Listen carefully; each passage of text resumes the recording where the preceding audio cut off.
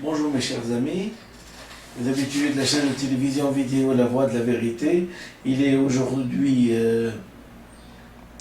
c'est le dimanche 6 mai, il est 7h moins 5 de l'après-midi. Dans une heure, on va avoir les résultats des élections à la présidence française. Donc nous sommes au deuxième tour et ça se dispute entre deux hommes, deux prétendants, deux candidats à la présidence de la République française, à savoir M. Nicolas Sarkozy et M. François Hollande. Je profite donc qu'ils sont en train de dépouiller les résultats et je n'ai bien sûr, il n'est pas question que j'intervienne ou que je dise ou que j'émette un souhait, mais tout simplement il y a une force inconsciente dans ma tête qui m'a poussé à lire pour cette occasion-là, une petite poésie. C'est une façon pour moi de médiatiser. C'est une façon pour moi de médiatiser non pas un désir, mais un souhait. Peut-être que inconsciemment, j'aurais voté pour M. François Hollande si j'étais français, mais là n'est pas la question. Et je vais quand même, comme je suis un type qui a fait beaucoup de psychanalyse et je connais les forces de l'inconscient, je vais pour ce faire médiatiser ça par le fait de lire une petite poésie d'Alfred de Vigny, La mort du loup. Et donc je vais vous la lire, ça me fera plaisir de la mettre en vidéo. L'instant est grave, et donc je vais vous la lire. Ça fera plaisir à beaucoup de gens qui sont sensibles à la poésie. Bon.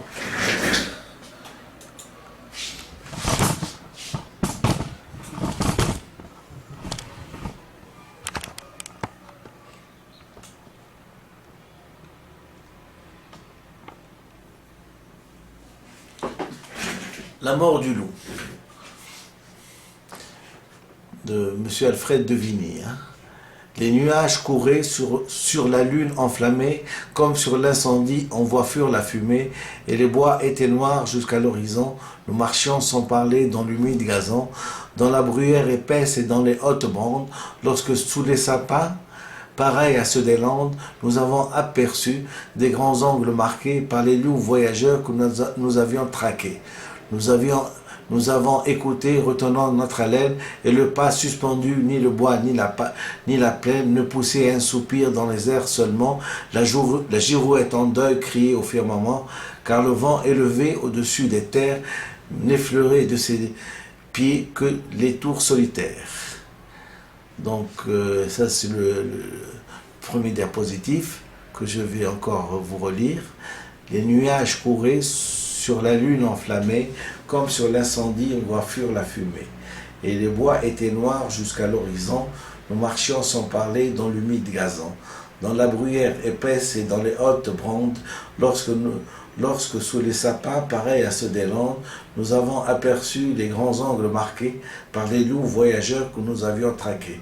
Nous avons écouté, retenant notre haleine, et le pas suspendu, ni le bois ni la plaine, ne poussait un soupir dans les airs seulement, la girouette en deuil criait au firmament, car le vent élevé, bien au-dessus des terres, n'effleurait de ses pieds que les tours solitaires. Et les chênes d'en bas, contre les rocs penchés, sur leurs coudes semblaient endormis et couchés. Rien ne bruissait donc lorsque baissant la tête, le plus vieux des chasseurs qui s'était mis en quête allait à regarder le sable en s'y couchant bientôt, lui que jamais on ne le vit en défaut, a déclaré tout bas que ces marques récentes annonçaient la démarche et les griffes puissantes de deux grands loups cerviers et de deux louveteaux. Nous avons tous alors préparé nos couteaux, et cachant nos fusils et leurs lueurs trop blanches, nous allions pas à pas en écartant les branches. Trois s'arrêtèrent, et moi, cherchant ce qu'ils voyaient, j'aperçois tout à coup deux yeux qui flamboyaient. Et je vois au-delà Et je vois au-delà 4 formes légères qui dansaient sous la lune au milieu des bruyères, confond chaque jour à grand bruit sous nos yeux. Quand le maître revient, les lévriers joyeux. Leur forme était semblable et semblable à la danse, mais les enfants du loup se jouaient en silence, sachant bien qu'à deux, pas ne dormant qu'à demi, se couche dans les murs l'homme leur ennemi. Le père était debout, et plus loin qu'entre un arbre, sa louve reposait comme celle d'un marbre, qu'adoraient les Romains, et dans les flancs vélus, couvés des demi-dieux, Rémus et Romulus. Le loup vient et s'assied, les 2 jambes dressées, par leurs angles crochus, dans le sable enfoncé. Il s'est jugé perdu puisqu'il était surpris, sa retraite coupée et tous ses chemins pris. Alors il a saisi dans sa gueule brûlante du chien le plus hardi la gorge pantelante, et n'a pas desserré ses mâchoires de fer, malgré nos coups de feu qui traversaient sa chair, et nos couteaux aigus qui, comme des tenailles, se croisaient en plongeant dans ses larges entrailles, jusqu'au dernier moment où le chien étranglé, mort longtemps avant lui, sous ses pieds a roulé. Le loup le quitte alors, et puis il nous regarde, des couteaux lui restaient au flanc jusqu'à la garde, le cloué au gazon, tout baigné dans son sang. Nos fusils l'entouraient en sinistre croissant, il nous regarde encore, ensuite il se recouche, tout en léchant le sang répandu sur sa bouche, et sans dédaigner savoir comment il a péri, refermant ses grands yeux, meurt sans jeter un cri. J'ai reposé mon front sur mon fusil sans poudre, me prenant à penser, je n'ai pu me résoudre à poursuivre sa louve et ses fils qui, tous 3, avaient voulu l'attendre, et comme je le crois, sans ces 2 louveteaux, la belle et sombre veuve ne l'eût pas laissé seule subir la grande épreuve. Mais son devoir était de les sauver, afin de pouvoir leur apprendre à bien souffrir la faim, à ne jamais entrer dans le pacte des villes que l'homme a fait avec ces animaux serviles qui chassent devant lui pour avoir le coucher, les premiers possesseurs du bois et du roger.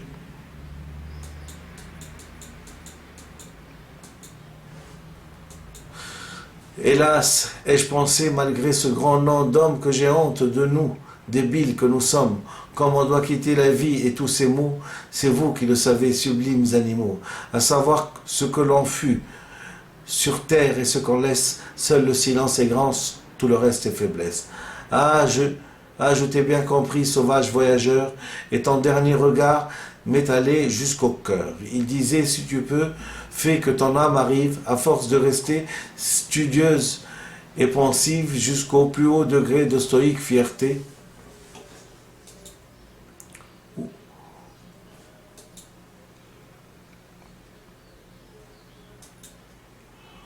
où en naissant dans les bois, j'ai tout d'abord monté, gémir, pleurer, prier, est également lâche, fait énergiquement ta longue et lourde tâche dans la voie où le sort a voulu t'appeler, puis après comme moi souffre et meurt sans parler.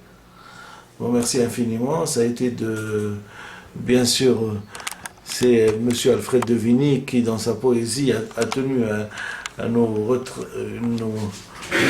décrire une scène assez dramatique et assez tragique de la fin d'un loup, qui a été chassé par des chasseurs, et il a tenu à nous faire sentir la séparation affective d'une famille qui devant le destin était obligée de se séparer de son père, et donc si tu veux, du maître du chef de famille. Voilà. Et c'est dans cette ambiance silencieuse où c'est presque un tableau de peinture.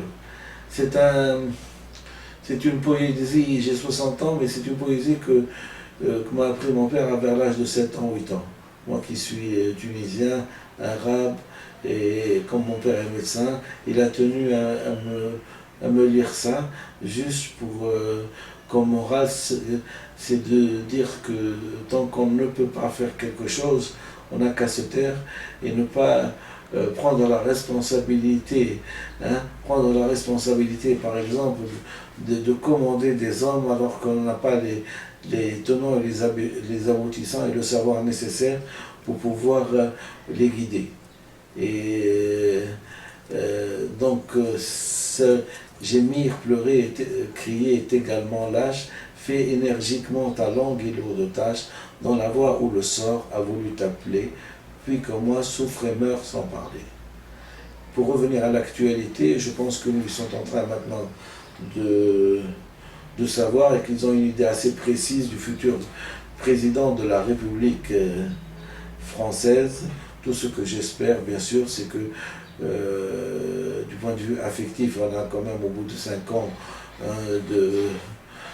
de relations entre ces figures présidentielles, la télévision et nous, on est attaché affectivement, bien sûr, à ce qui symbolise le père d'une nation, ou celui qui symbolise, bien sûr, celui qui symbolise le chef d'un parti ou le chef d'un gouvernement.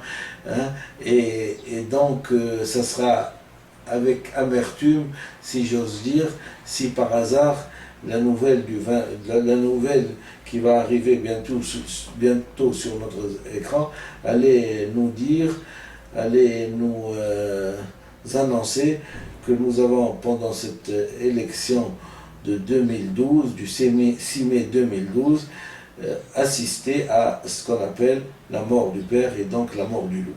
Et c'est pour ça que j'ai tenu à vous lire.